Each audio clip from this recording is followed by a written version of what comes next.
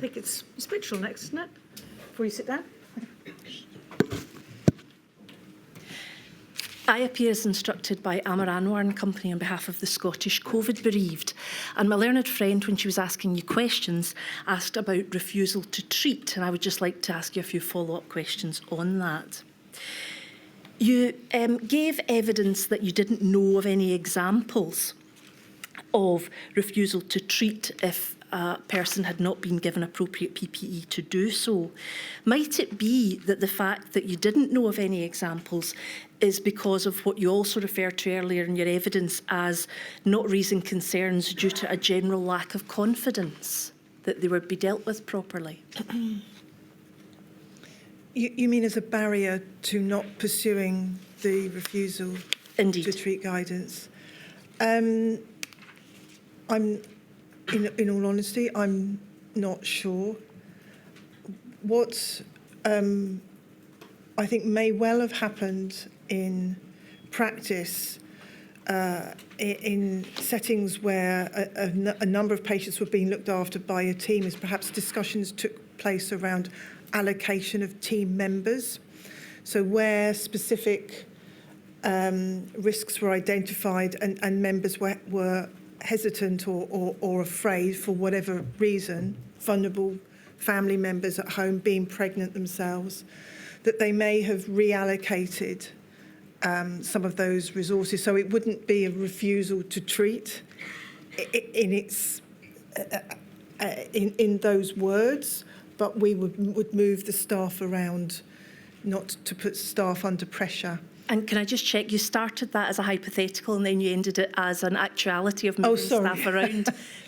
Did that happen? Was that what was happening? No, I mean, I'd have no knowledge of that, but knowing how nursing teams work in different situations where there are particular issues, maybe there'd been an issue with a particular patient, or a nurse might not be immune to chickenpox, for example, if there was a patient with chickenpox in the side room and things like that. It doesn't come out as a refusal to treat, but we might reallocate in the first instance. So I am hypothesising. I don't know You explained to us something perhaps very understandable, that refusing to treat is an incredibly difficult to talk about and a really difficult ethical issue. Is it possible in those circumstances that these issues, the way you're describing them, were sometimes fudged? What I'm looking to see is, do we really not know the real position in relation to whether or not there was or wasn't refusal to treat? I can only report on what I know or don't know, and I don't know of any instances where refusal to treat was implemented. That's not to say that theoretically that may have happened, but it's nothing that I'm aware of. It may be something around the language. As nurses, we may not talk about refusal to treat in that terms, but that's the language, the technical language that's been used in the guidance that the RCN has issued. So that's why we really need those conversations to unpick, have clear language and talk about this issue, because it's such a huge ethical issue for everyone involved. And following up from that, had there been refusal to treat, would you know about it, i.e. would it have been recorded and would you have been informed? The only potential way that I can see that I would find out about it would be potentially if it came through RCN direct call line. The key message of the guidance was talk to us, so I would hope that members would have contacted us somehow through the various routes to enable us to have that conversation about the situation, about the risks and about the implications for them, for us to then signpost them on perhaps where they might go next. Finally, you said that the guidance was produced as a resource, and you said so that members didn't make rash decisions. What did you mean by that? Did you mean a rash decision in relation to refusal to treat, or a rash decision in relation to continue to treat without the appropriate PPE? I was thinking of the former, but we do know that a lot of nurses continued to work and put themselves at risk, knowing they were at risk. And there is very much a culture within nursing where which we all accept, which is that the patient comes first, and there is an inevitable, how did a nurse describe it to me? Occupational hazard acquired with getting an infection as a result of caring for people, whether it's COVID-19 or something else. And we need to change that culture, but we need to do it in a way that suits everybody's needs. And is that because whilst there's the need to treat people, there's also the danger of treating someone when you're not properly protected means that you're exposing them to further risk? There is that, but also there's a wider issue around our finite workforce numbers as well. So there is this inherent tension between how do we approach a situation where staff are clearly at risk of acquiring infection and then being off sick, which further depletes an under-resourced workforce. How do we work through these huge ethical issues? And that has to be part of our future pandemic planning. My lady, those are my questions. Thank you very much, Ms Mitchell. Very grateful. And next, I think it's Ms Shepherd, behind the pillar. I don't know if you've got a direct line of sight. I have, thank you, my lady. Good afternoon, Ms Gallagher. I appear on behalf of COVID-19 Bereaved Families for Justice Cymru. I've got two topics to ask you about. The first is testing. Now, for context, the Welsh Government did not introduce routine testing of healthcare staff until December 2020, although full rollout was supposed to commence from January 2021. In fact, it did not occur until much later in 2021, and in some cases as late as July 2021. So questions arising from that. Were any concerns raised by RCN's membership regarding the absence of regular testing for healthcare workers during that implementation period? I can't recall specifically at this moment. I would need to refer to our RCN direct inquiries to get that information for you. Thank you. The second question is, are you aware of any impact that the delay on implementing regular testing would have had on patient or staff safety? Not directly, and I don't recall any specific actions coming to me in particular. We were talking at the time around testing from a UK perspective and some of the general issues around that and how to manage staff that were found to be infected but asymptomatic and isolation, etc. But in relation to Wales specifically, I don't recall anything. I'm going to move on to my next question then, which is there's a letter from September 2020 where the Chief Nursing Officer for Wales, who is Professor Jean White, and the Deputy Chief Medical Officer in Wales, Dr Chris Jones, wrote to all health boards in Wales, and I'm just going to very briefly quote from what they say. We are writing to reiterate the essential requirement for routine SARS-CoV-2 testing in unplanned emergency and urgent admissions to Welsh hospitals. We are concerned to discover that following an investigation into a recent outbreak, that not all emergency admissions to one of our hospitals has been tested. We have become increasingly aware of the significant amount of COVID-19 transmission in patients who are asymptomatic or pre-symptomatic. They go on to say that routine testing of admissions is critical.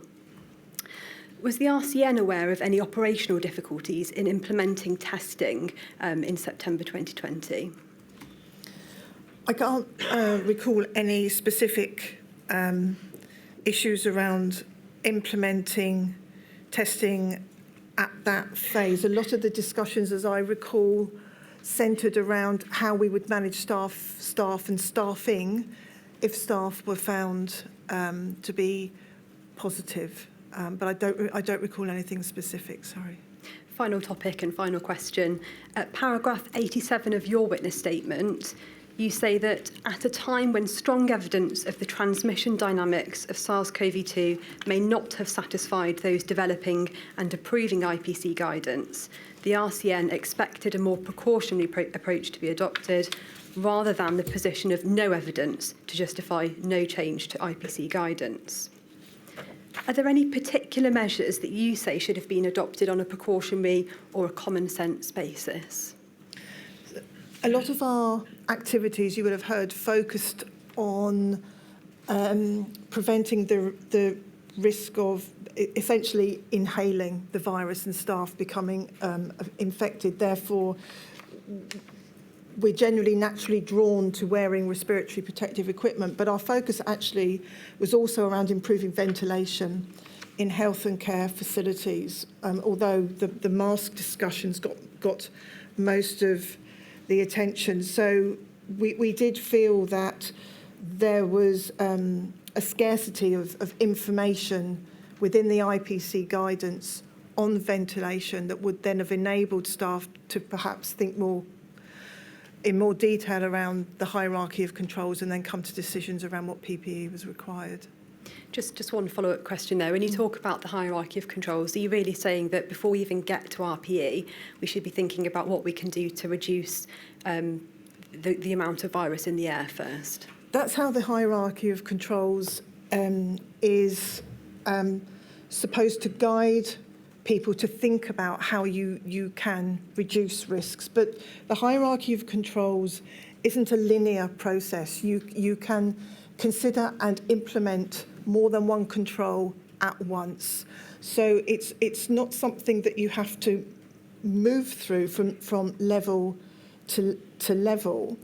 And in fact, knowing that the ventilation in many areas was insufficient would help guide practitioners to that decision around RPE. I have an analogy if that would help, but I don't know if there's time.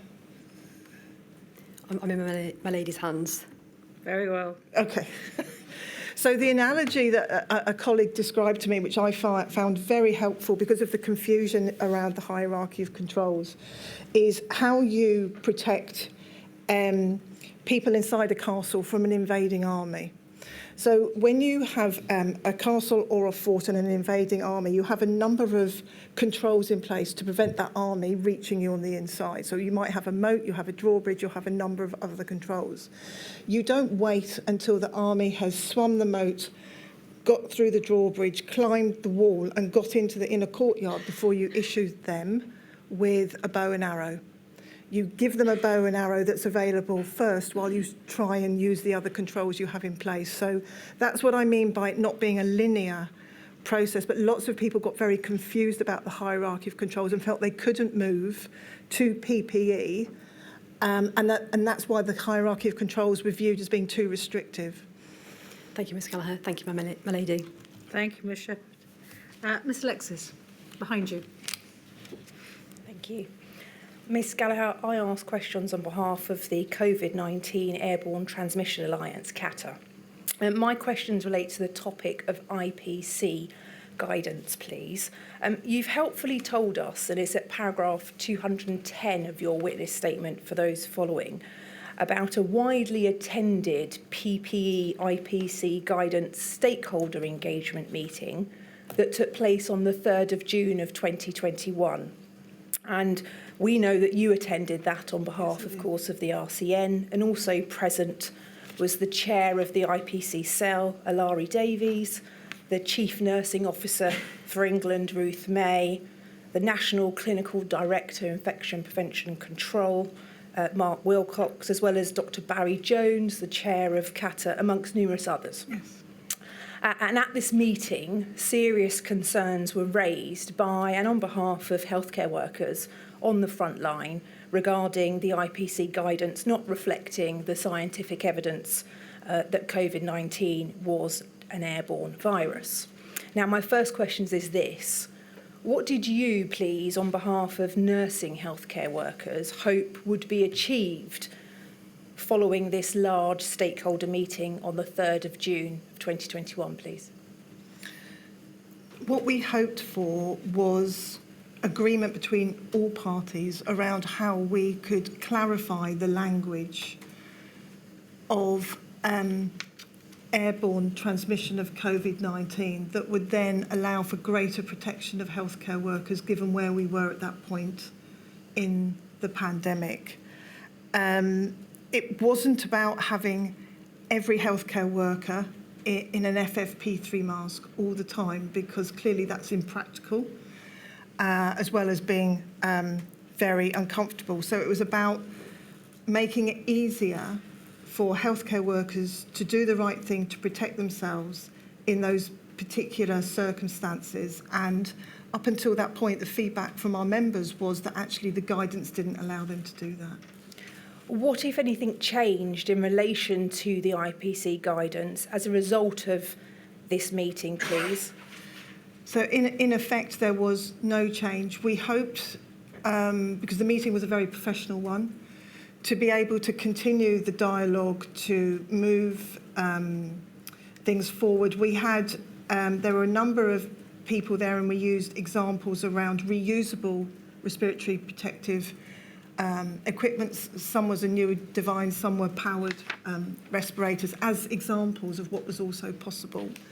But actually, we, in effect, didn't get out of the meeting what we hoped we would achieve. And you've said there, in effect, there was no change. Why do you think this was? In all honesty, I'm unclear. I think by that time, for whatever reason, the guidance was so wedded to being predicated on droplets that it just didn't change. Thank you, my lady. Those are my questions. Thank you very much, Ms. Loxley. Very grateful. Next, I think, is Ms. Munro, who's in clear sight.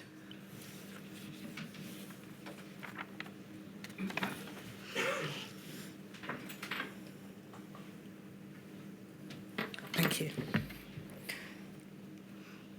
Good afternoon, Mrs. Gallagher. My name is Alison Munro, and I ask questions on behalf of COVID Bereaved Families for Justice UK. Two topics, BAME nurses, and within that umbrella, question of migrant nurses and IPC guidance and messaging, both of which you've been asked about in some detail during the course of your residence this afternoon and this morning. So just a few specific, I hope, and focused questions in relation to that. Firstly, on the 1st of July of 2020, the Royal College of Nursing published submissions reflecting on issues contributing to unequal impact based upon the experience of your own members. My lady, for reference, that's INQ 000328840. And in that submission, you reported a lack of confidence amongst BAME nurses in raising concerns regarding adequate COVID-19 protection. Something like 68% said that the main reason being that they did not believe any action would be taken, and almost a third, 29%, were fearful of speaking out.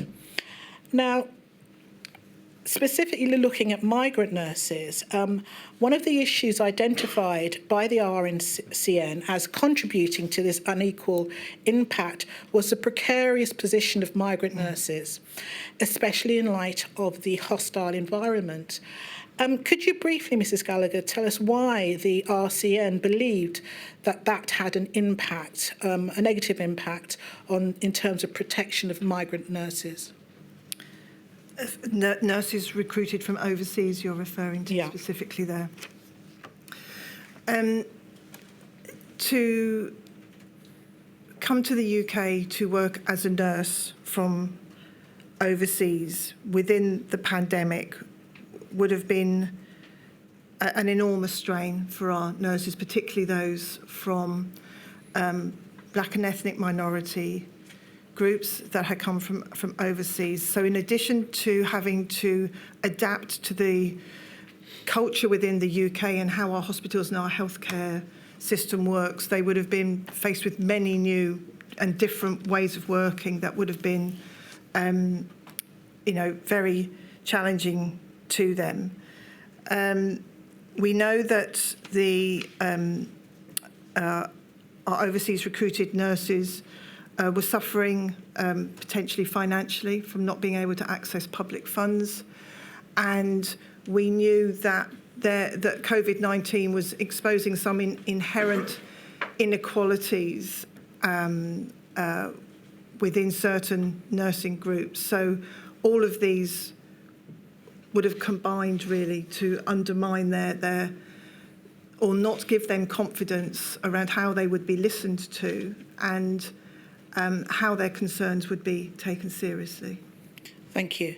In your evidence this morning, in relation to BAME nurses and the lack of confidence in raising concerns, you reiterated that the RCN needs to understand why, and it would be really helpful, you said, for the RCN to understand the related lived experiences of your BAME colleagues in the workplace. Now, going back to these submissions from July 2020, the RCN also in those submissions gave examples of a contributing factor that in some places organisational cultures may inhibit BAME staff from raising concerns for fear of reprisals, and that management structures favoured white British staff, which further caused BAME staff to feel disengaged and unheard. Are these examples part of a systemic structural racism that existed and exist within health and care provisions that the RCN urged should be tackled in the same submission document? I'm not sure if I can answer the question around structural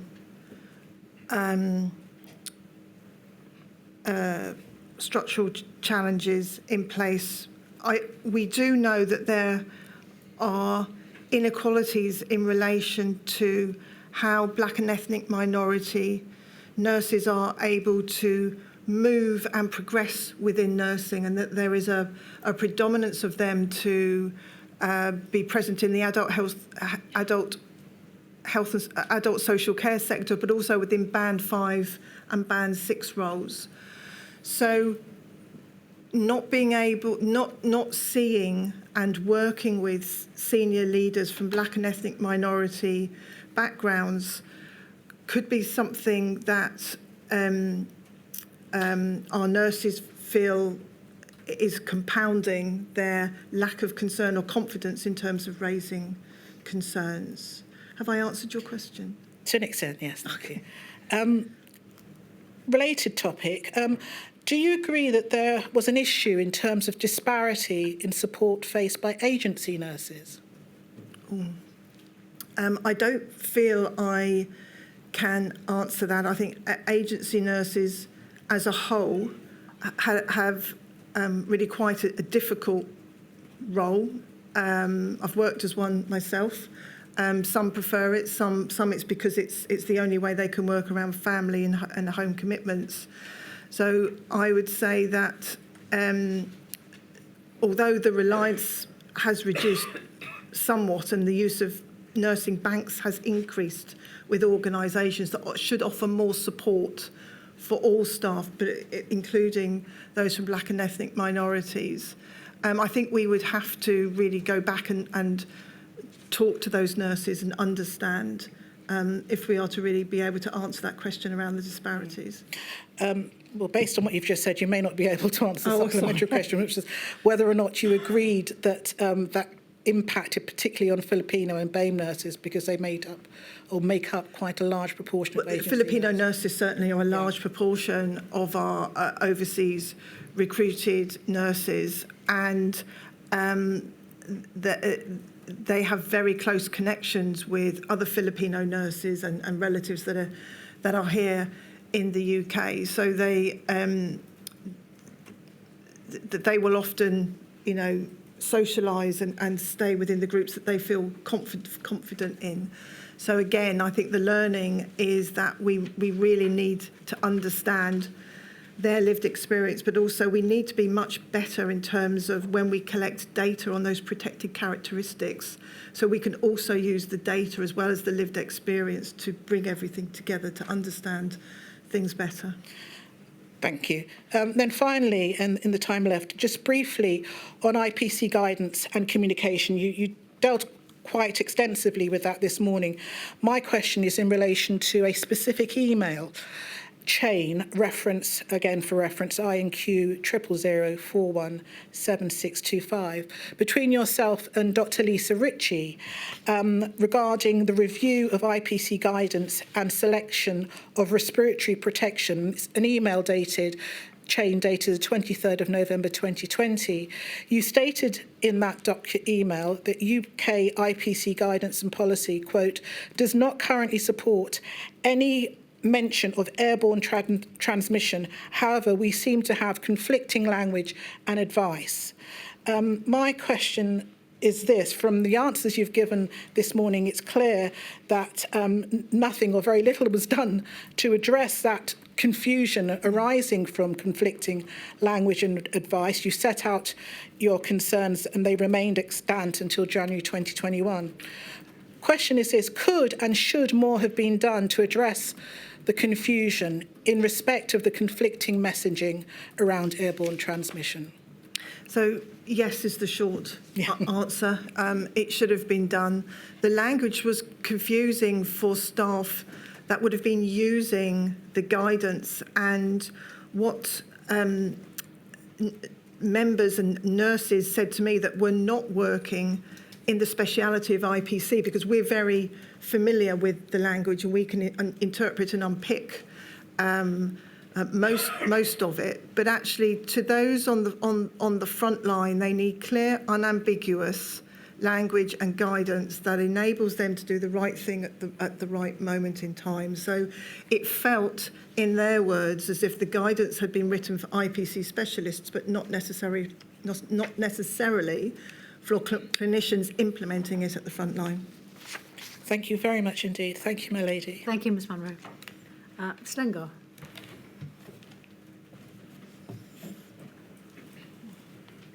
You look surprised. You were expecting to be called. It's a different name. It's Shiva Kumaran. Oh, I'm so sorry.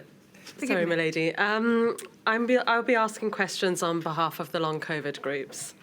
We have a number of questions relating to matters raised by Patricia Cullen, the General Secretary and Chief Executive of the RCN, in her statement to this inquiry. So please do say if any of these matters are outside of your knowledge. Thank you. The first topic touches on data collection, which you have addressed briefly this morning. At paragraph 139 of your statement, you note that there was no central data collection system in place to collate the number of healthcare workers who had or may have acquired COVID-19 in the workplace. Now, Patricia Cullen has also said in her statement at paragraph 173 that in relation to long COVID, the exact number of healthcare workers who are affected by or who have been affected is unknown, as no national data collection took place, nor is it taking place today. This lack of data was further exacerbated by the pausing of the self-reported long COVID information in March 2023 by the Office for National Statistics. So my question is there a significant gap in data collection on healthcare workers suffering from long COVID?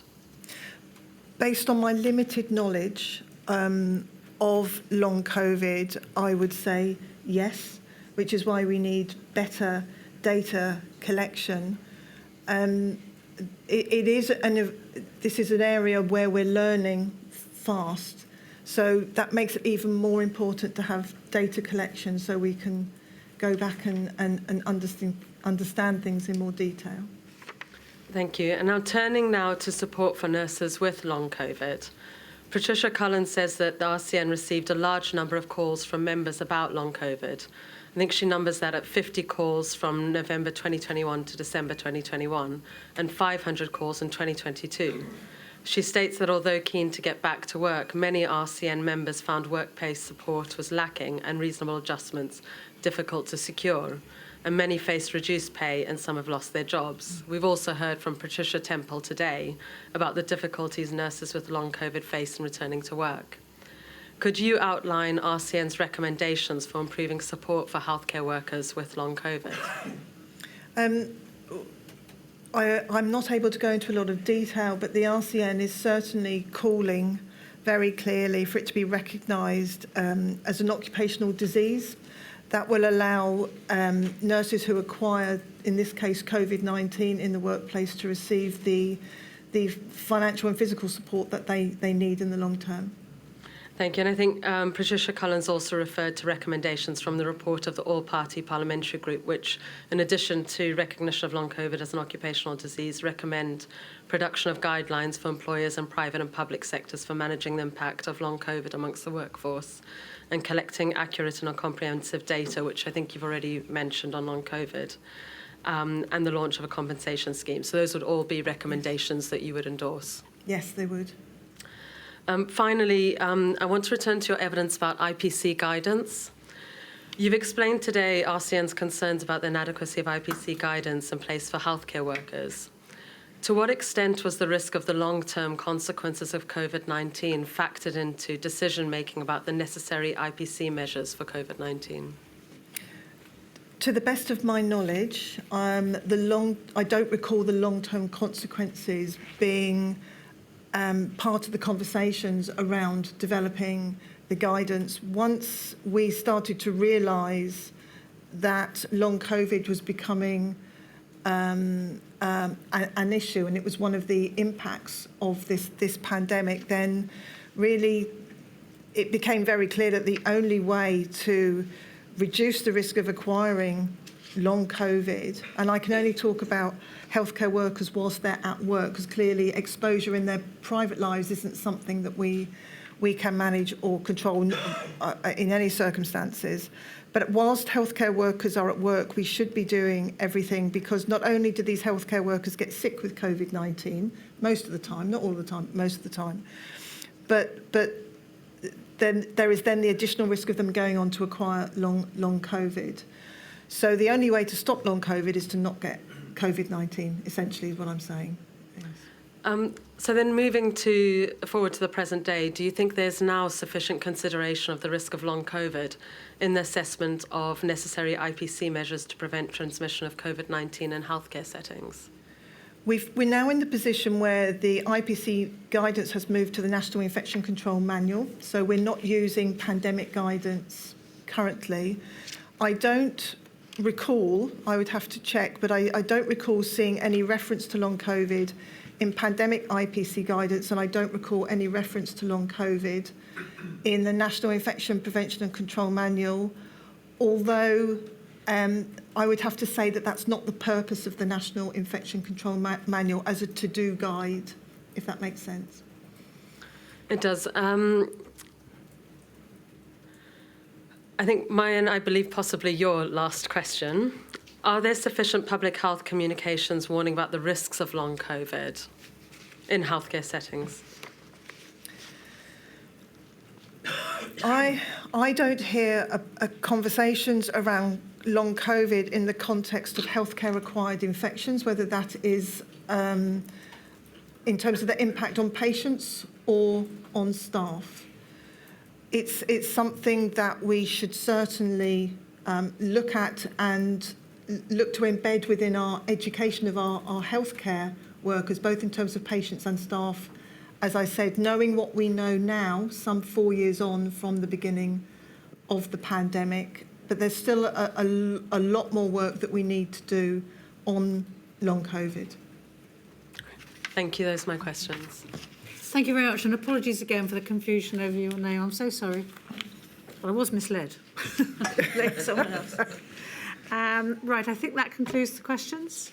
It does. Thank you very much for your help, Ms. Gallagher. I don't know, you've helped me before, and I don't know if I'm going to have to ask you to help me again, but we'll maintain careful analysis of whether we really do have to impose on you. But thank you for all you've done. Thank you very much.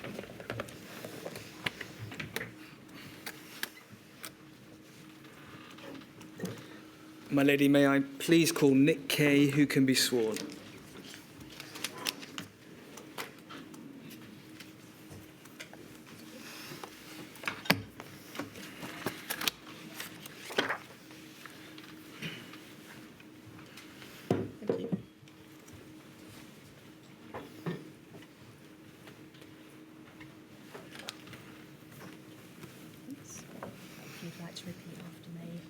swear by Almighty God. I swear by Almighty God. That the evidence I shall give. That the evidence I shall give. Shall be the truth. Shall be the truth. The whole truth. The whole truth. And nothing but the truth. And nothing but the truth. Thank you. Mr. Kay, I hope you haven't been waiting too long. Not at all, my lady. Thank you for the privilege to address the inquiry. Your full name, please. Yeah, my full name is Nicholas Robert Kay. Mr. Kay, you have provided a statement to the inquiry. The reference for that is INQ 000340104. Since April 2023, you have been the chair of the National Pharmacy Association, that's the NPA. That's correct. Can you begin your evidence by telling us, please, who the NPA represents and the work it performs on their behalf? Yeah, so the National Pharmacy Association is a representative organisation of pharmacy owners that's just over 100 years old. We celebrated our 100th anniversary in 2021 whilst I was vice chair. We represent over 7,000 community pharmacies, and most of our members are smaller family-owned businesses. One of my phrases one of my colleagues used, which I do like to use, is that we're almost a family of families, and that the National Pharmacy Association board is then elected from those members. Is it right that over 50% of the NPA's membership are from an ethnic minority background, and that percentage is reflected in the membership of the NPA's board? Yes, Ms Milner, it is. And at the time of the statement, I think it was 7 out of 14, and that, although we've had elections, is reflective as well. I should also say that the NPA acts as a head office, if you will. Being a small business, you can all feel very isolated, and actually, specifically pertinent to this inquiry, that isolation could be something that our members specifically relied on, both for insurance, advice, guidance, policy decision-making from the National Pharmacy Association. During the pandemic, you have mentioned you were the vice chair of the NPA. I was. You were also, I think, working at a pharmacy in Cornwall, is that correct? Yeah, it is. I was working in a pharmacy in Cornwall, in Penryn, delivering frontline services. I was doing that role. Our first topic together this afternoon will be the key changes to the work of pharmacies during the pandemic. But please, Mr. Kay, before we turn to it, can we briefly consider the condition of community pharmacy prior to the pandemic?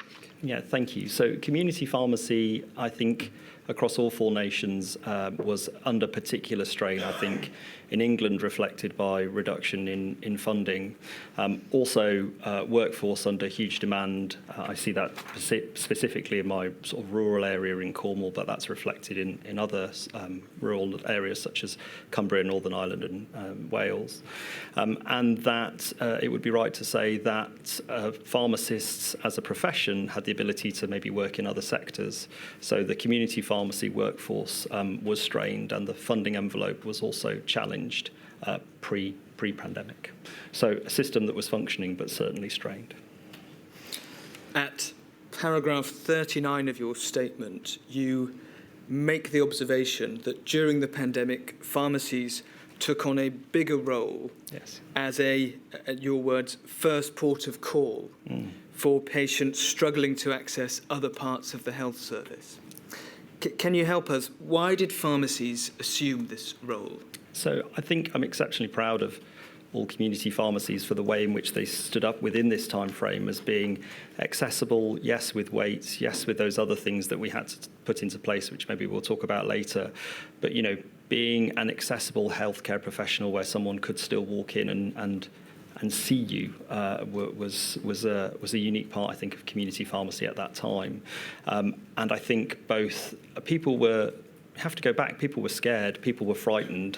We didn't have all the answers, but we certainly were dealing with lots more inquiries, both from the standard things you'd expect within medicine supply, but also maybe more technical, general healthcare questions being fired at us from all angles.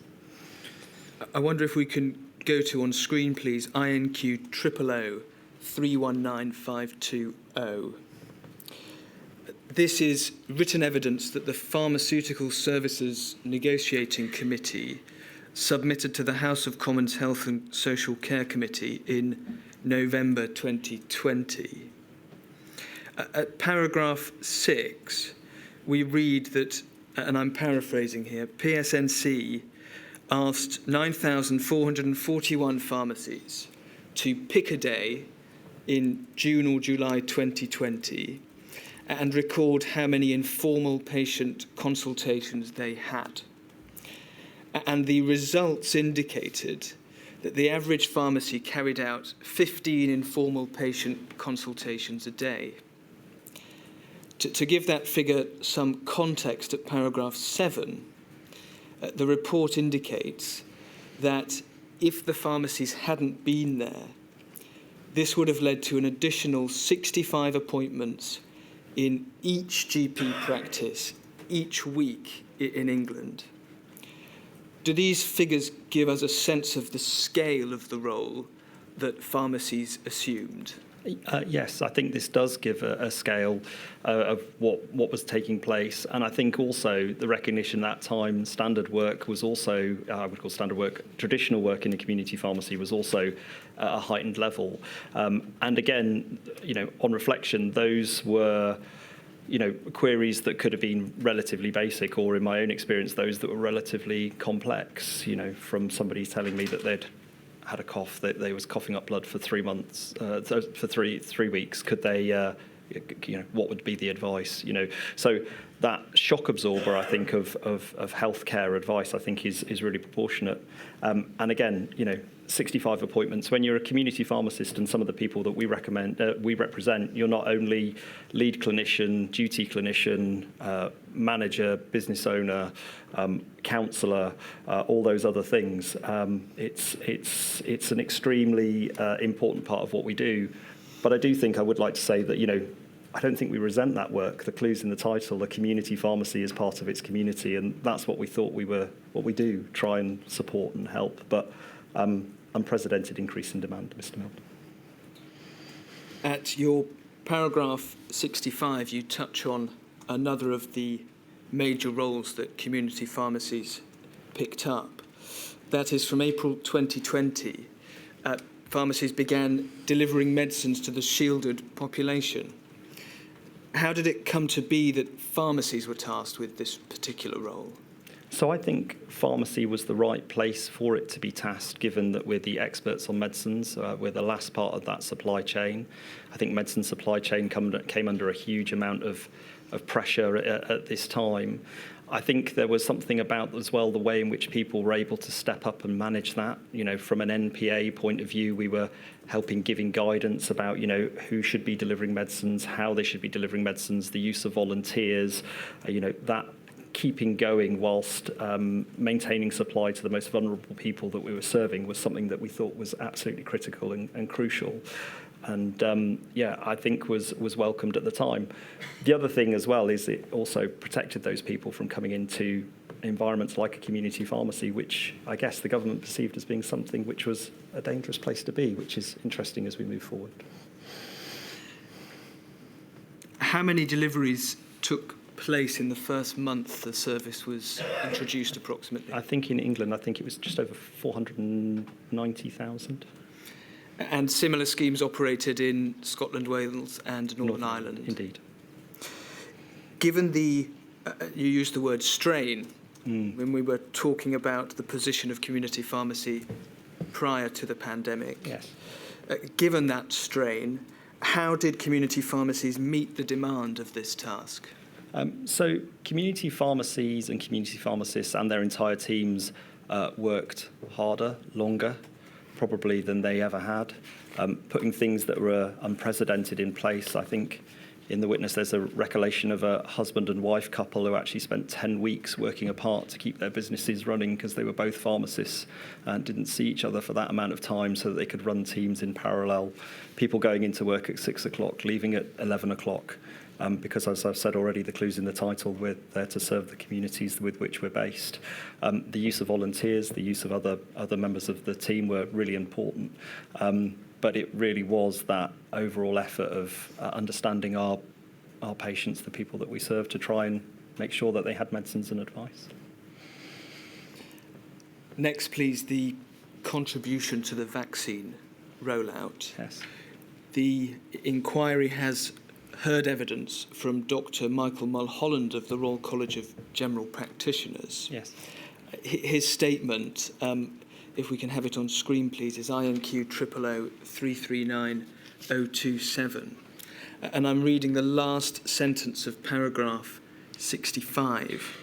According to the National Audit Officer's report, into the rollout of the COVID-19 vaccination programme in London. By the end of October 2021, GP practices working in primary care network groups and community pharmacies had delivered 71% of all doses of the COVID-19 vaccine administered in England. Are those statistics reflective of the contribution community pharmacies, together with GP practices, made to the vaccination effort throughout the UK? So I would recognise those as being significant as primary care working together to deliver that.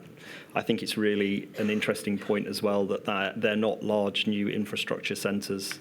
They are the use of the infrastructure that existed at that time, being whether that's slightly changed within primary care networks or community pharmacies delivering things in a different way. But I think as well, given the strain that we've already described, that implementation phase of the vaccination part by both parts of that primary care sector, I think is really important to be noted from practical delivery point of view. Can I ask you precisely about that? Yes. Are you able to give the inquiry a sense of the impact that the administration of providing the vaccine had on the workload of these small community pharmacies? Yeah, so it did increase those significantly, both from the regulatory process of having to be approved by NHS in England and other parts of the UK.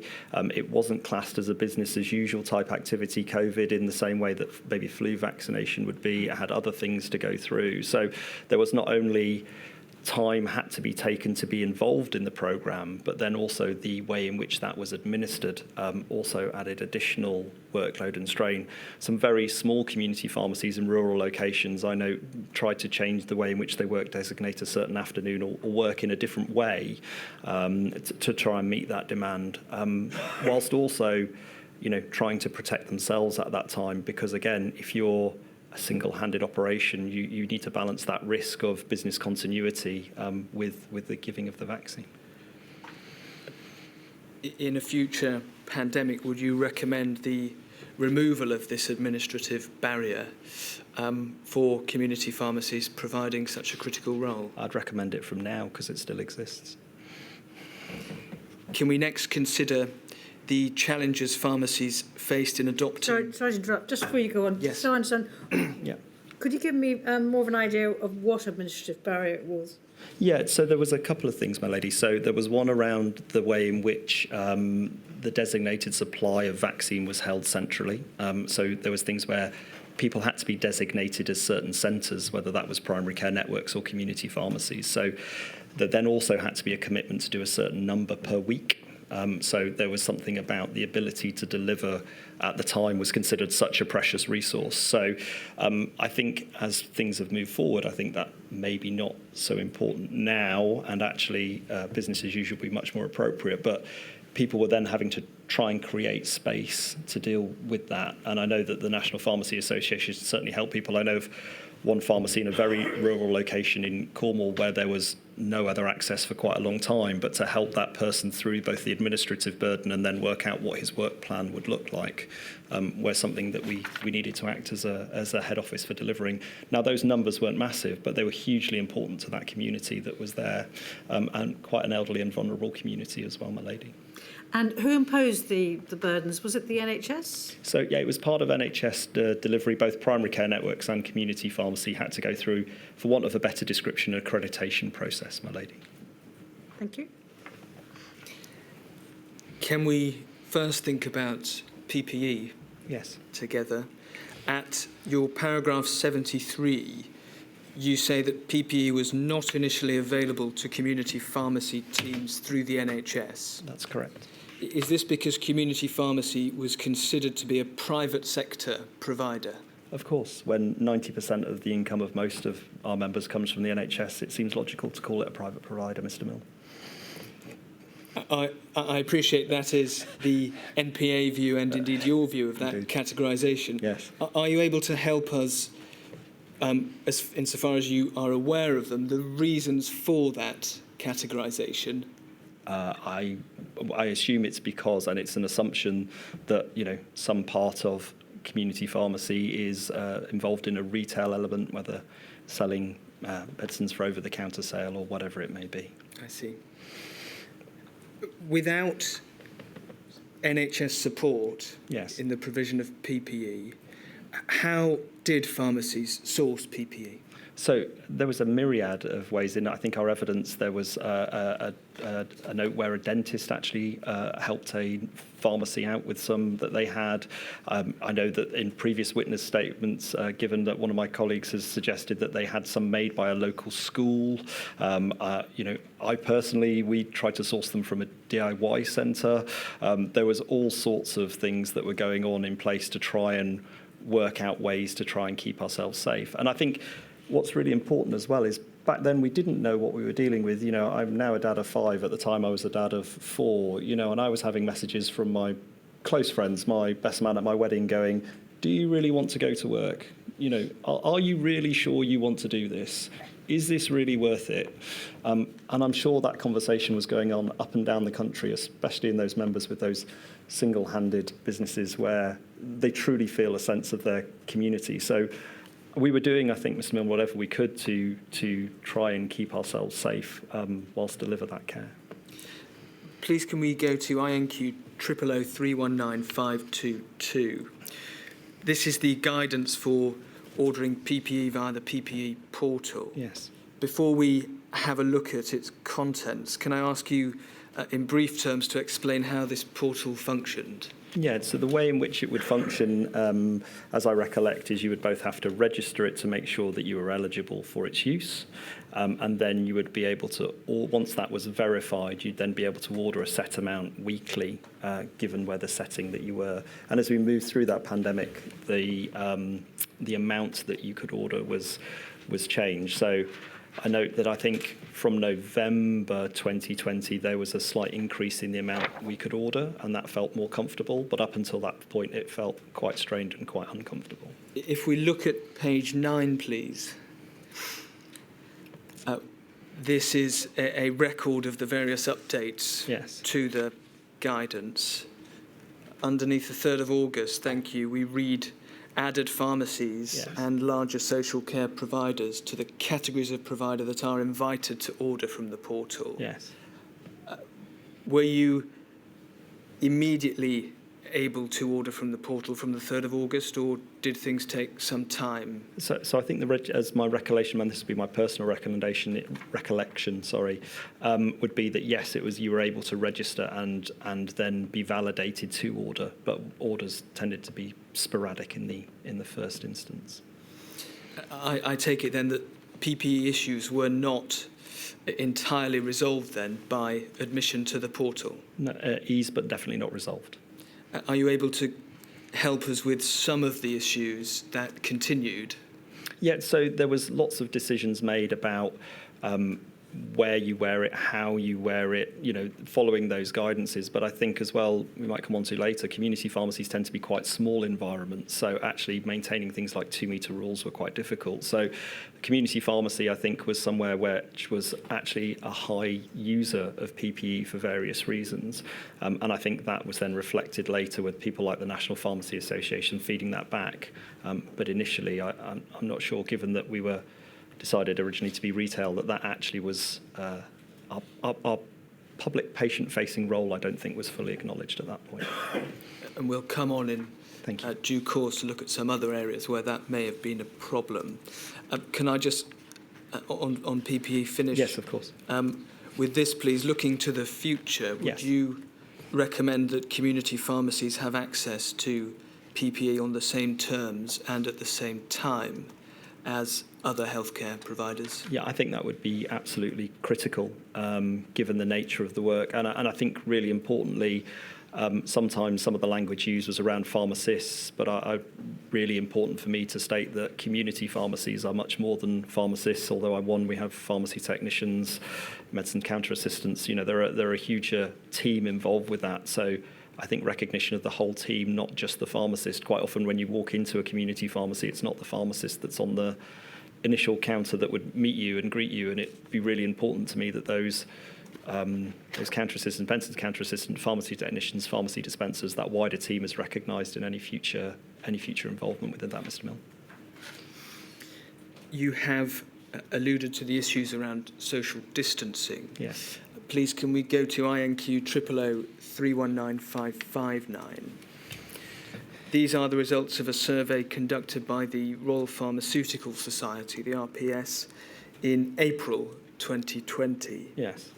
We read in the second paragraph that 94% of respondents said they were unable to maintain 2-metre social distancing from other staff. Yes.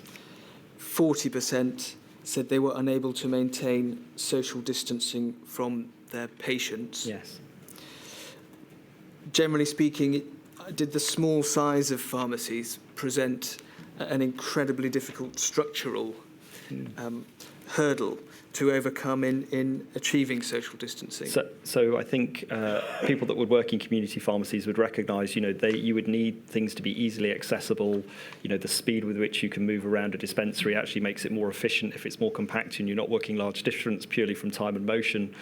There is a standing joke, it doesn't matter where you stand in a pharmacy, you'll always bump into someone in a dispensary because the busyness and the way in which things are going round, plus the increase in workload. I think one piece of evidence said a record 93 million items dispensed, I think, in March or April of 2020.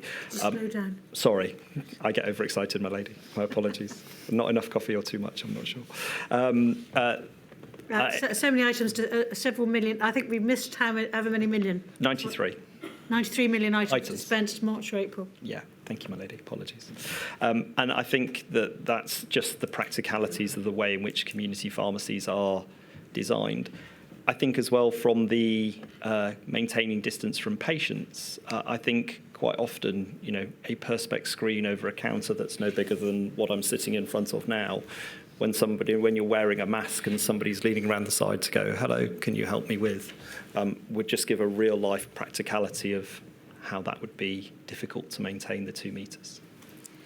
So then, within the confines you have described, yes, what measures did community pharmacies take to try and achieve those social distancing measures? So there was, within the person and patient flow, there were lots of examples of where people were limiting the number of people within a pharmacy at a time, queuing systems outside of pharmacies, which again was problematic for people maybe waiting when it was cold, but they were things that we had to do in practical terms. And within the dispensaries, I think what you saw is you almost saw a buddying up and a team approach, because the 2 metres was going to be non-achievable. So how do you actually accept that wearing the best PPE you can obtain, but also making sure that business continued, was a practical way of trying to keep things going as opposed to not being able to maintain the 2 metres. Next, please, risk assessments. Yes. At your paragraph 84, you explain that in June 2020, yes, NHS England and NHS Improvement asked pharmacies to complete risk assessments for their staff by the end of July 2020.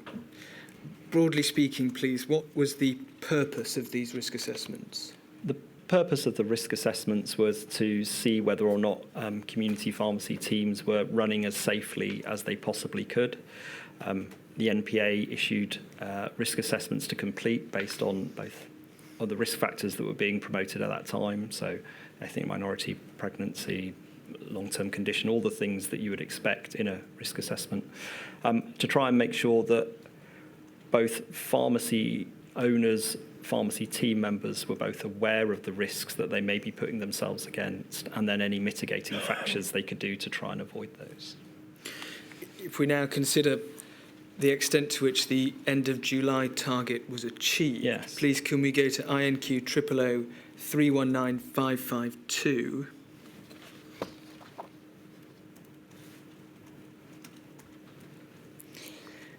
These are the results from a survey conducted by the RPS and the UK Black Pharmacists Association as of the 25th of June 2020, so a month or so away from the end of July deadline.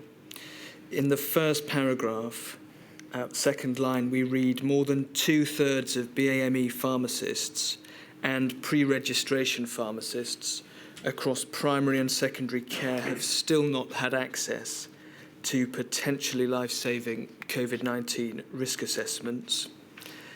To complete the picture, can we go to INQ 000 319 555? This is a second survey by the RPS and the UK BPA, published on the 11th of August, so after the deadline. The third paragraph reads, the new survey shows that nearly a quarter of all pharmacists are still waiting for this to happen, this being the risk assessment. Appreciating that these surveys were of those working in all types of pharmacy across primary and secondary care, can I nevertheless ask you this? Was the MPA aware of issues that were preventing risk assessments from being carried out in community pharmacies, particularly in respect of their BAME colleagues? So I think what I would say is that the NPA tried to support its members from an organisational point of view by both producing those risk assessments for people to use and trying to help with guidance of how people to fill them in and the things to make, the recommendations of what those risk assessments meant. On reflection of were we aware that members weren't doing those? I don't think we were, but my personal reflection would be that people were probably overwhelmed, if I'm being honest, with all the other things that were needing to be doing. I don't think that's an excuse. I just think that's a realistic reflection. Can we now consider the instances where in your statement you have described that support provided to other healthcare professionals was slower to reach pharmacists? Yes. First, the life assurance scheme. Can you help us, please? What did that scheme offer? So that scheme offered a compensation, I think, of £60,000 for those people that had been passed away with COVID-19. And I think there was an expectation that community pharmacists and their team would be part of that. Can you help us with when that scheme was announced? So I believe it was announced on the 27th of April. Please can we go to INQ 000 271 969? This is a letter sent by the NPA to the then Health Secretary on the 29th of April. Yes. We read here, second sentence, unfortunately, community pharmacy has not been explicitly included in your department's communications about this scheme. Just to complete the picture here, can we go to INQ 000 319 544? This came the following day, April 30th, we see it just underneath the tweet. Mr. Hancock said, I'm glad to be able to confirm that community pharmacists are included in our death in service benefits. Because they are employed in a different way, it is arranged in a different way, but pharmacists are a vital part of our NHS family. They are, of course, covered. Can I ask first, please, do you recall now whether you were made aware of this tweet? So I was made aware of that tweet in my role as Vice Chair of the National Pharmacy Association, given the letter we'd written the day before. Did this resolve, from the MPA's perspective, the concerns that it had outlined the previous day, namely that community pharmacy had not been explicitly included in the communications hitherto about the scheme? So I think there's just maybe a couple of things I'd like to say on this. You know, I think it's right to say that that was a fairly quick turnaround and reaction, and that has to be acknowledged. However, the fact that we weren't included to start with does make it feel like an afterthought, which, given some of the things that I've described and the effort the teams were going into, I think is demotivating and demoralising for those people giving that care. Also, I would note as well that this says community pharmacists, and as I've already stated, community pharmacy is not community pharmacists. I did note that there was a letter reply from Mr Hancock, which also included pharmacy technicians and counter assistants. But again, I think having them within that reply and that tweet as teams as opposed to the individual professional, I think would have boosted the morale of those people delivering that care. Next, please, key worker status. Yes. Were pharmacists originally included in the list of key workers? No, as a dad of 5, why would I be? Can you help us? When were pharmacists included? How long did it take? I would have to have some recollection on that, I'm afraid. But I think it was 2-3 months after the original announcement. I know that we at the NPA wrote a letter suggesting to schools that pharmacists were key workers and people that worked in pharmacy teams. Can you help the inquiry understand the practical and indeed the psychological impact of not immediately designating pharmacists as key workers? So I think it reflects to my previous point, Mr Milne, on the fact that, again, it felt a little bit like an afterthought. You know, the evidence already stated even from vaccination programme, 71% of COVID vaccines being delivered, yet community pharmacists and their team not being felt as if they were key workers. Those appointments and increase in healthcare advice, which you've already described, whilst maintaining medicine supply, but again, not being classed as key workers is both demoralising and frustrating. Yes, they were organised and yes, it was sorted out, but again, it feels more like an afterthought, Mr Milne. Would it be the NPA's recommendation that in a future pandemic, pharmacists should be designated as a key worker, if indeed that term is used again from the outset? I would, and I would probably extend further. I think pharmacists and their teams, as I keep saying, a community pharmacy is much more than the pharmacist, but the team members as well, I think, would be really important. Next, testing. Thanks. When testing became available for healthcare professionals, was it made available to those working in pharmacies at the same time? No. Are you able to help us with when testing did become available for pharmacies? Again, I would have to check my recollection, but I think that was, again, a couple of months after the initial rollout. And I believe that was because we were classed as being part of a private sector as opposed to being part of the NHS family. Again, given what we've already mentioned, that feels disingenuous. If I can assist with the timing, you say at paragraph 78 of your statement that testing eventually became available and confirmed for English pharmacies in November 2020. You have alluded to categorisation. I think it's right that when testing did become available, community pharmacies were categorised as retail settings. Yes. As opposed to healthcare establishments. Yes.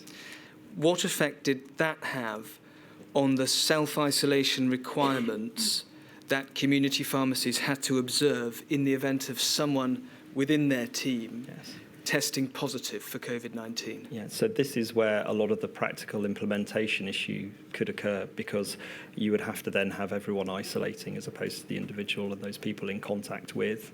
And again, within small teams, that has a really difficult operational effect.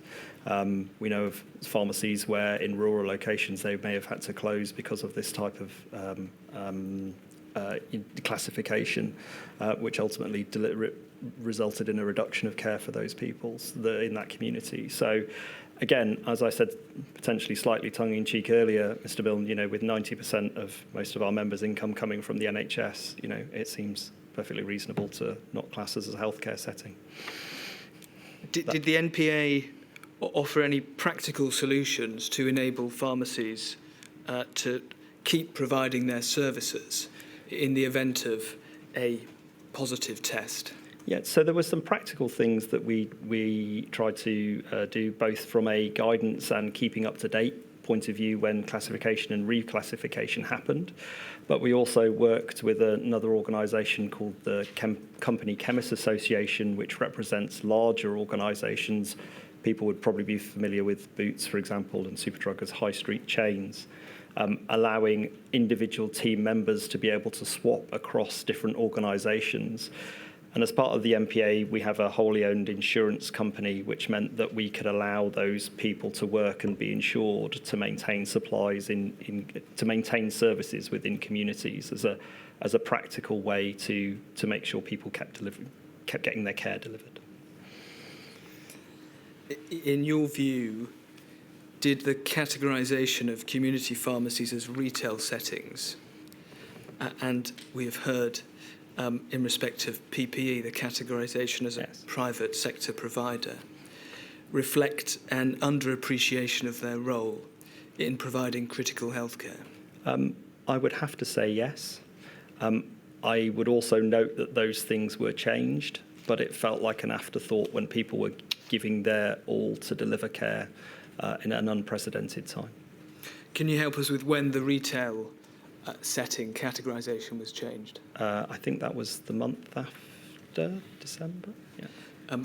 Finally, this, perhaps before we take our afternoon break, my lady, in respect of testing for community pharmacies, are there any recommendations you would like the inquiry to consider in the event of a future pandemic? So I think it would be to consider us as being healthcare professionals and part of the healthcare family, and for those testing recommendations to be uniform across all those healthcare settings, GP practices, hospitals, pharmacies. I think that would be an appropriate and reasonable recognition of the work that was done by the teams. My lady, would that be a convenient moment? Certainly. I shall return at 25 past.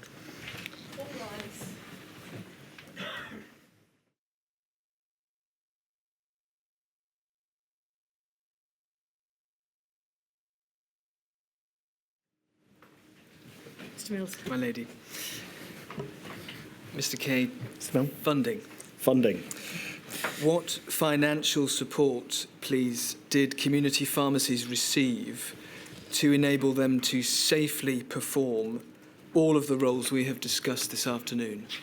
So I think it was different across different nations, Ms Milne, but I think for England, if I reflect to start with, there was an advance given of 300 million. So it's important to recognise that as what it is. That's an advance which needs to be paid back. So community pharmacy for medicine supply gets paid in quite an odd way, in that the work you do today gets paid in 3 months' time. If you've suddenly got an increase in prescription volume or medicine supply, your medicine supplier, your pharmaceutical wholesaler, will want payment in 30 days. So if you've then got a cash flow issue between purchasing the medicine and that money being received, that can be a problem. So there was an advance given for that, but then that needed to be recouped. In Northern Ireland, something similar. Scotland had, I think, funding of 5.5 million given to them. So different nations dealt with it in different ways, but primarily it was by advance and then claimant of potentially COVID expenses afterwards.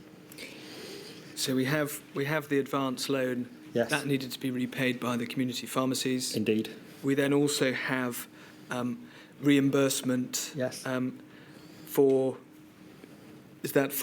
COVID-19 related costs? Yes. Expenses. At paragraph 120 of your statement, you record that the considerable extra costs incurred by pharmacies to keep services going throughout the pandemic were not fully reimbursed until 2022. That's right. So in addition to having to pay back the advance loans, not full reimbursement for the expenses until 2022. Yeah.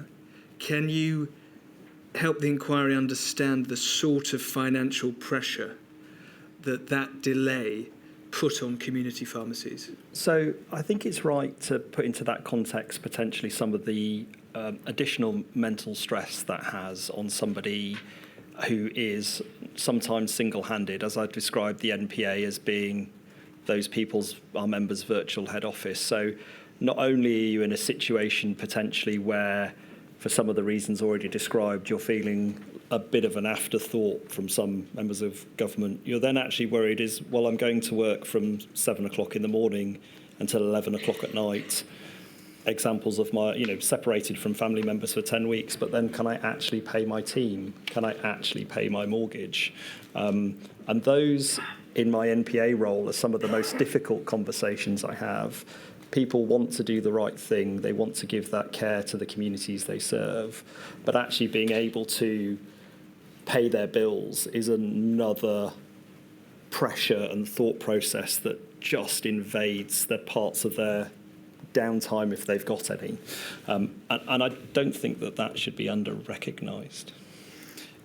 Can we perhaps consider the consequences of the concerns you have put on the well-being of those working in community pharmacies by going to INQ 000 319 535, please? And if we can focus on the table, thank you. This comes from the RPS's Workforce and Wellbeing Survey 2022. We see along the top row the burnout scores through the inquiry's relevant period at 89, 89, 88. Of particular note, the figures for those working in community pharmacy are higher than those in other sectors. Yes.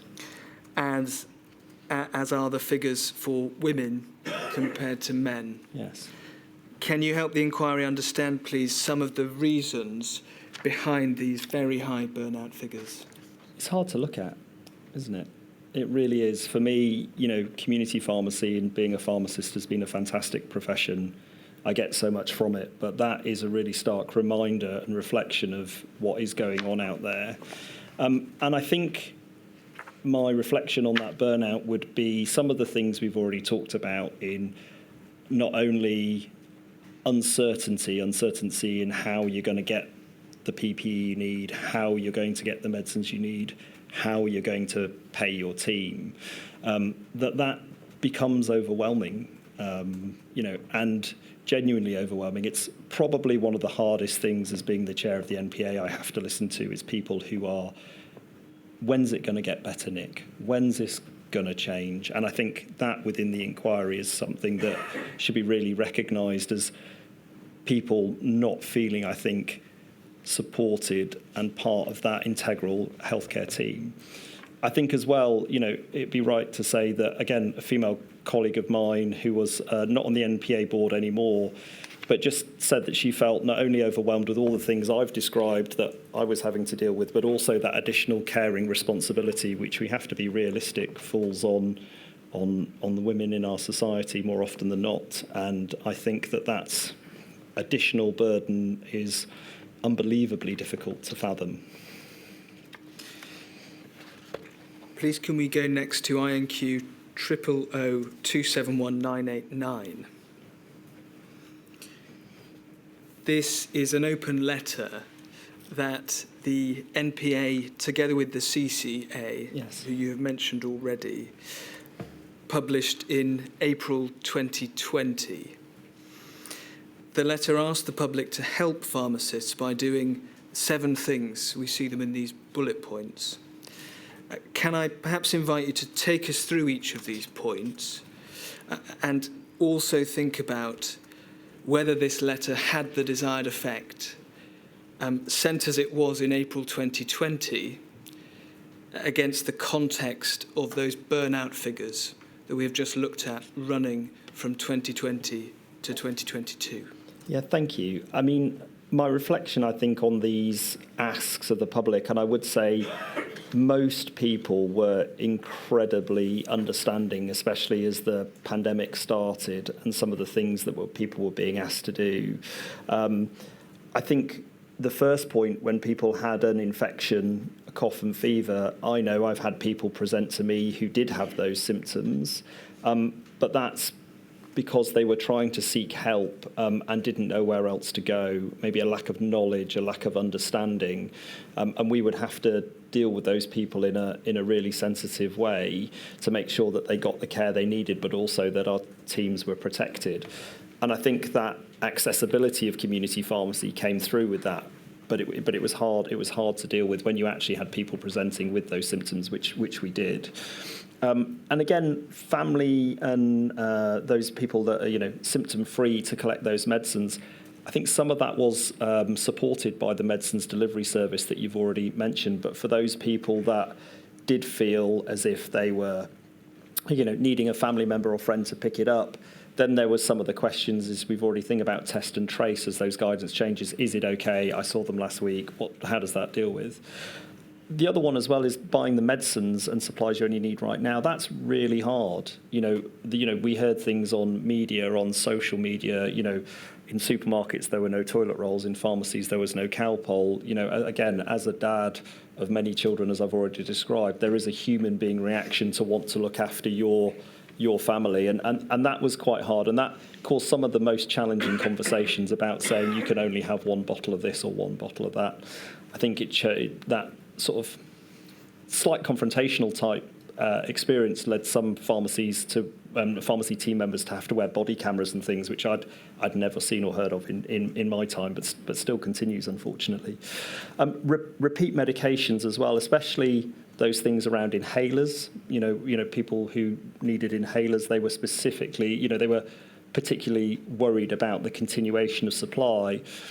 And having done lots of work on medicine supply, because I think it's a fascinating area that needs some extra thought, is that as soon as you tell somebody something's going to go short, it's a self-fulfilling prophecy, isn't it? This may be short, therefore I'll order 4 more to make sure I'm okay. Instructions, people were pretty good at that, I think. That more often than not, they did listen to us.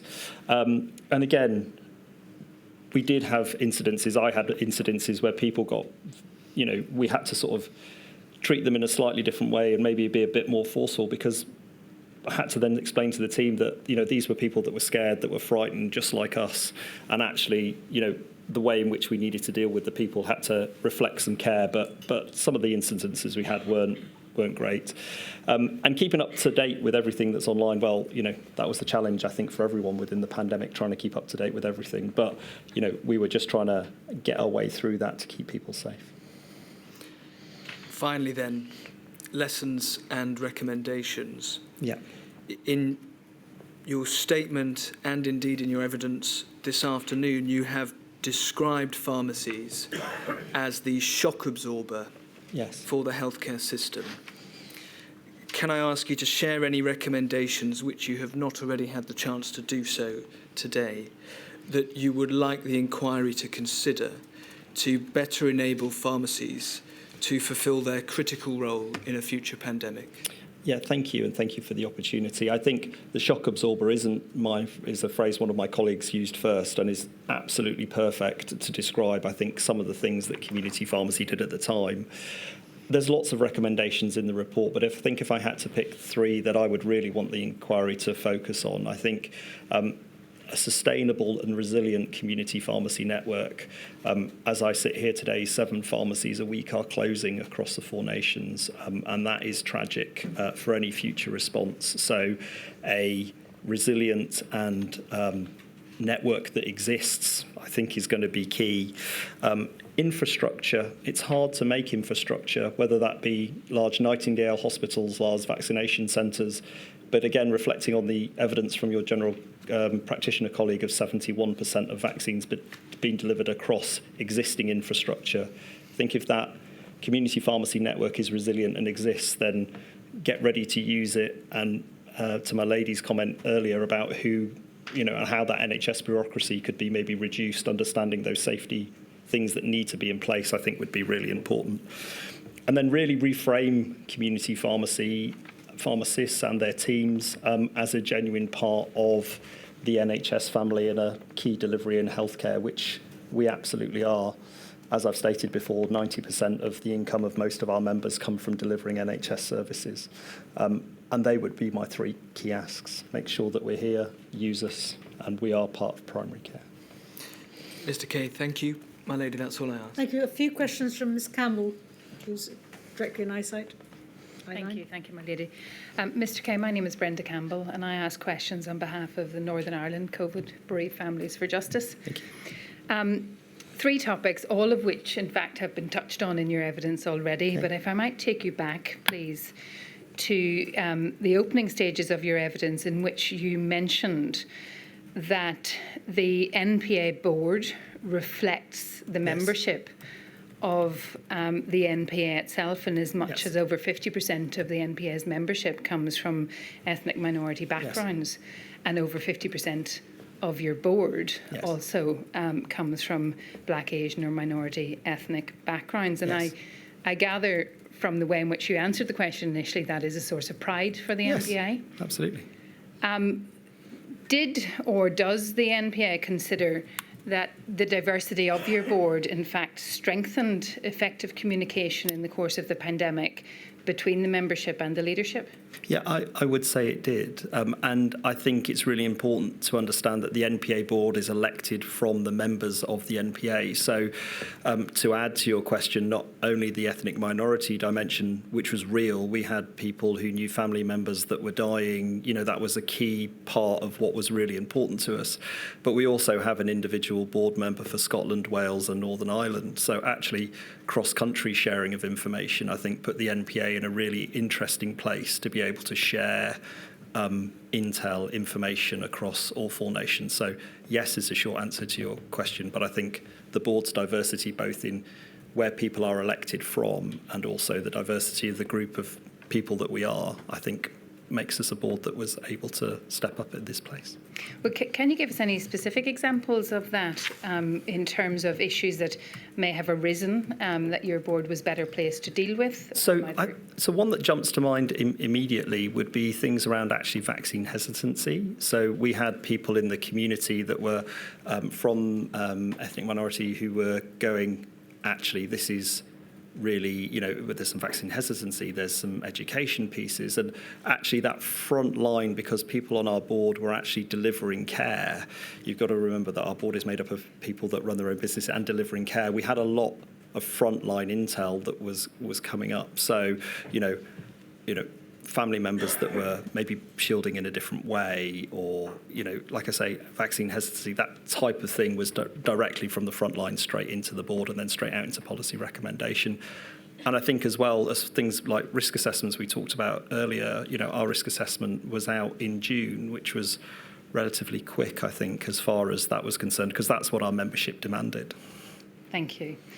Second topic, and it's the topic is entitled Medicines Shortages, but it's perhaps more focusing on the stress that put on community pharmacists and their teams.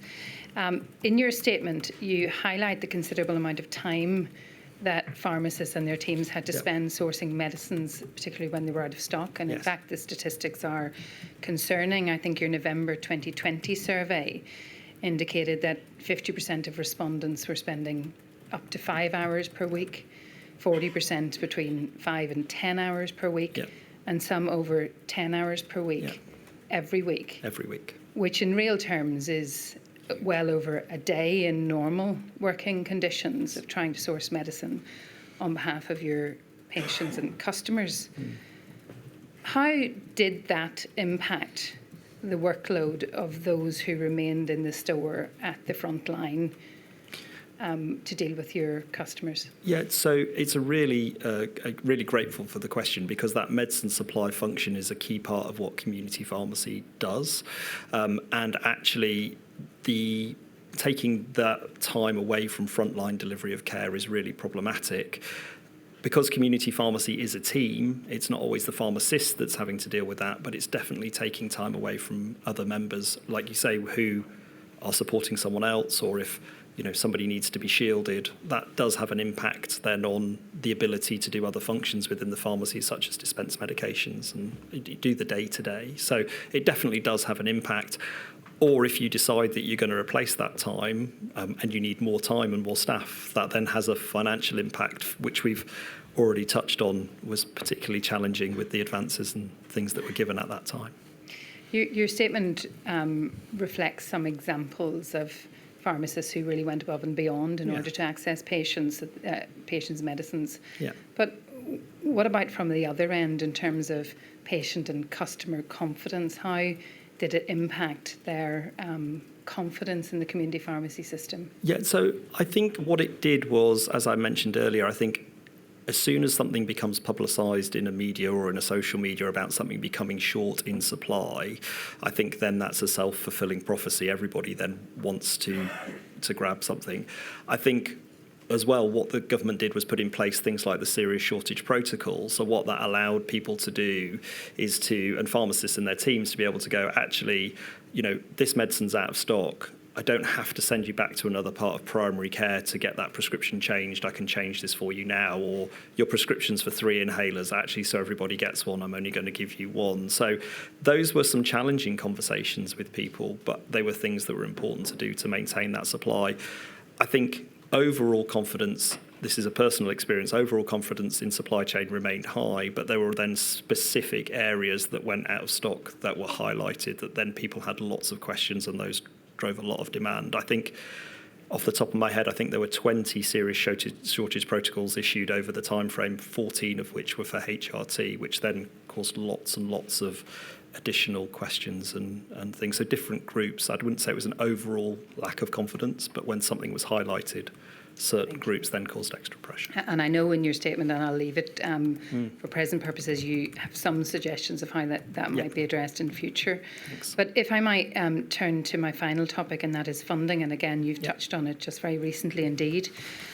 In Northern Ireland, when you mentioned that there was some special advance funding available, the figure, in fact, in Northern Ireland was some 35 million. Now, that was to a sector that had been recognised was in need of much needed resilience and support. The 35 million special advance COVID funding was made available up until March 2021, so still very much in the grips of the pandemic. Yeah. And then it began to be withdrawn. It did, and paid back. And paid back. And really that's the question. What is the impact on a sector that needs much needed support and resilience to give 35 million for that specific period of time? I think it's June 2020 until May 2021. Yeah. And then say, right, it's time to start giving it back. It's not only it's soul destroying, and it actually impacts both, the resilience of the network, the ability to invest, the ability, as you said, to actually somebody's taking 10 hours to source medicines, can I replace them? Also, at the time, there was some uncertainty, I believe, about how much of it would be reclawed, how quickly that would be reclawed, how, what that would take. I think in Northern Ireland it was actually taken back over 24 months, I think. So, but that wasn't known at the time. So that additional living of uncertainty, I think, is really, really problematic. And again, I would say your colleagues in Northern Ireland now, with both vaccine programmes now that have come out, vaccines in care homes that have come primarily now through community pharmacies, I think shows to the testament of the network within Northern Ireland and how it did respond. But it was really, really challenging at that time. Thank you very much. Thank you, my lady. Thank you, Ms Campbell. Very grateful. I think that completes the questions we have for you, Mr Kay. I see from your statement, both grandfathers, father, uncle, aunt, brother, all pharmacists. Yeah, there was no hope for me. What happens if none of your 5 children? Well, the first one's decided to be a paramedic, so you never know. There's still some chance. Thank you, my lady. Well, it's easy because, as you may know, my previous pharmacist witness also was a family. This is he and his wife. Anyway, thank you so much for your help in this inquiry, and also obviously for the superb work that you and your colleagues did during the pandemic. We're really grateful. My lady, thank you. And I'm sorry you didn't get the recognition at the time that you should have done. Thank you. Appreciate it. Right, 10 o'clock tomorrow, Tuesday, 5th November.